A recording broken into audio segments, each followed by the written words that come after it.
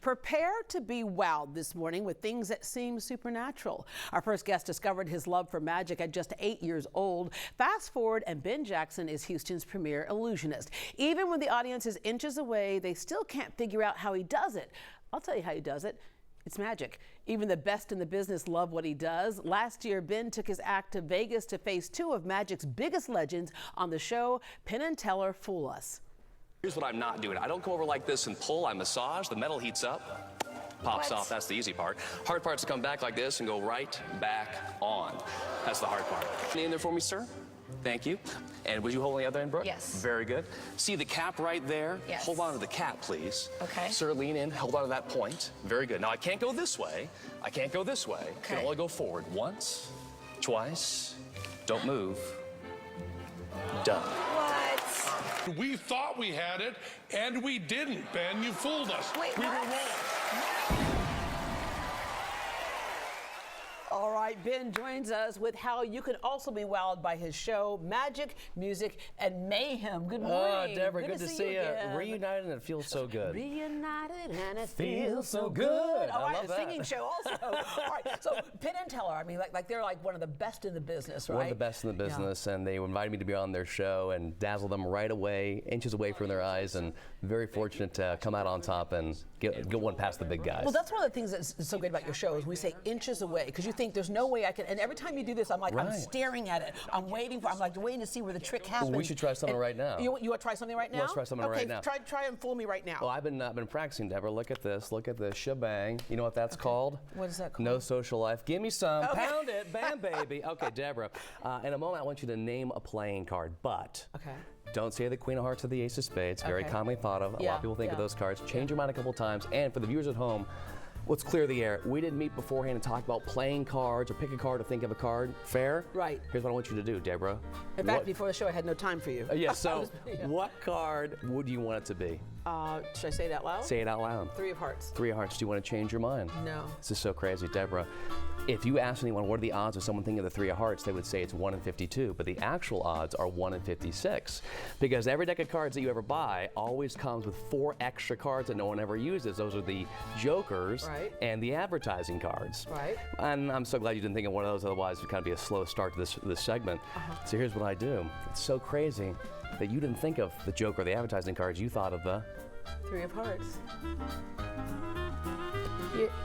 The three up. Come on, are you kidding me? That's Okay. insane. Are you kidding me? Seriously. Shebang! It's a great day. It's a great day. How does that happen? All right, okay, let's figure out how that happened. As I mentioned, you were impressed by magic at an early age, like a lot of us, right? When we Yes. first came across magic, you were about 8 years old? My dad's good buddy is a magic enthusiast. After Thanksgiving Day dinner, we all gathered around the dining room table. He showed me some magic, blew my mind, and that was the bug that bit that set my world on fire. Were you also the kid that, for a lot of us though, it was like we had a comic book, and at the back of the comic book, there were 2 ads in particular. One was the sea monkeys. Don't get those. They're not. They have these little creatures in there. Look like they're waving at you and stuff, and you got them. They didn't do that. The other was a magic kit. A lot of us ordered that. Well, I had a couple magic kits, but one of the biggest influences I had in my life was I met Scott Hollingsworth, the entertainment director at Magic Island back in the day, one of my first mentors in magic, and he recommended a couple of books to learn the old school sleight of hand You were serious techniques. about it, Oh, yeah. totally serious. And so starting out was 15, I'm 38, so I've been practicing for 23 years now. Wow. All right. What was the very first magic trick you did? Oh, probably something simple, probably a mathematical card trick that I learned out of one of those books. But you got to start somewhere. Yeah. But you became the fun person, like everyone, like loved you at their parties. Life of the party. That's right. That's Here, right. he's that magic guy. There he is. Come on, man, blow my mind. Yeah, but That's right. even though you loved magic, it wasn't necessarily the thing that you started off thinking, when I grow up, I'm going to be a magician necessarily. There's sometimes, I love with a lot of people in areas like this, there's a passion, and we have to have it click in our brain when that passion can really become your living. You went off to college, you graduated from Texas A&M, you majored in biomedical science, chemistry minor, business minor, and now I do this. You're a magician, It's right? the natural Yeah. prerequisite, Deborah, what I think. But you know what? It's that analytical brain. You mix the creative side of your brain with the analytical part of your brain to perform magic. But what made you decide to go back to magic? Because when you go through that, let me just tell you, me just going through one chemistry class is devastating. But when you do that and you graduate majoring in biomedical sciences and chemistry and business, that's a long haul. That's a commitment. And then you come out and you decided, Well, I just wasn't convinced right off out of the gate that I was going to go to medical school or dental school. I come from a family of dentists, so this is no accident. I'm telling you right now. But I wanted to pursue magic and just see if I could make it a vocational pursuit, if I could make it my living. And thankfully, it's what I do full time. So I travel the country doing private parties, corporate events, sales meetings, trade shows, and I have my residency show at the Four Seasons Hotel downtown Houston. Yeah, and you bring joy, and that's one of the things that we need more of right now. Yes. There's different types of magicians, different styles. How did you hone your style? You know, I find the best magic is the most impactful, direct, to the point.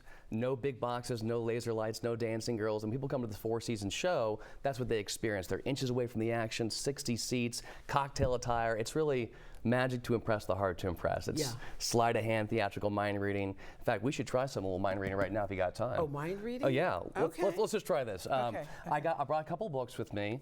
The Shining from Stephen King, The Da Vinci Code, and Harry Potter, The Book of My People. Okay. It's all bestsellers, all made into movies. Free choice, Deborah. Pick any book that you want. Okay. Doesn't matter. Let's see. Okay. Okay, Da Vinci Code, great. So Deborah, here's what I want you to do. I actually interviewed Dan Brown. Did you? Yes, Oh, this is perfect. You take the book, flip open the book to any page that you want. I'll look away. Okay. And let me know when you're on a big random page. Okay, I'm on a random page. Now, Deborah, I want you to look down at that book and find a word for me and think about it. But here are the rules. Don't make this word is, of, or the. Make it a long word, a big, juicy, crazy word.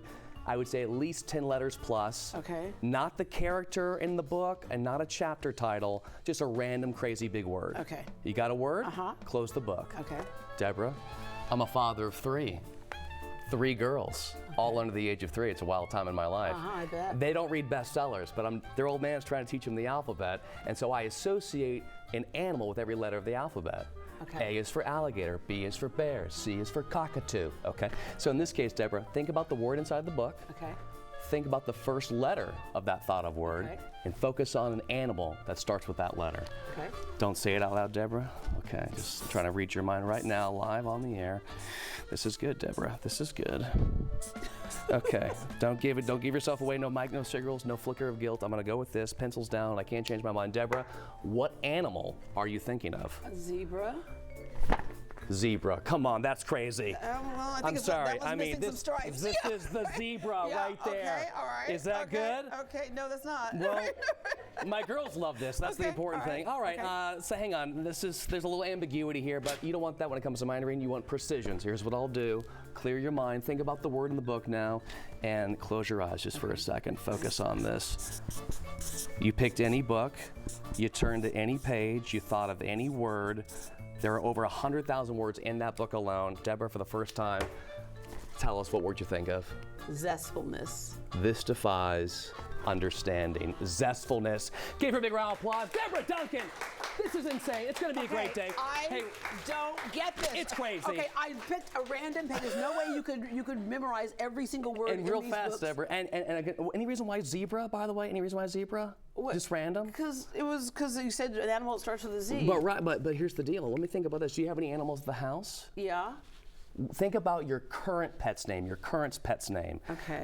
Which one? I have a couple. You know what? I'll Forget do that. People might think, oh, Ben, he watches every episode of Great Day Houston, which I do, by the way. Or they'll say, you know what? Maybe he went to Deborah's neighbor's house. He asked them. He got the information. So go back in time. Okay. Think about the name of your first pet. Okay, that was a long time ago. Okay. Think about the name of your first pet. Yeah. Don't say it out loud. Okay. What's your star sign, Deborah?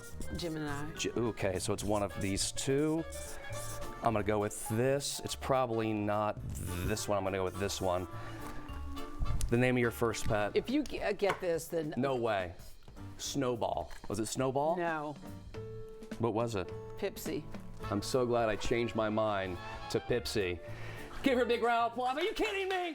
This is insane. Understand this. Come on, people. Okay, lottery numbers next. I'll see what I can do. Oh my God. Okay, I don't get. There's no way he would know this. I don't get this.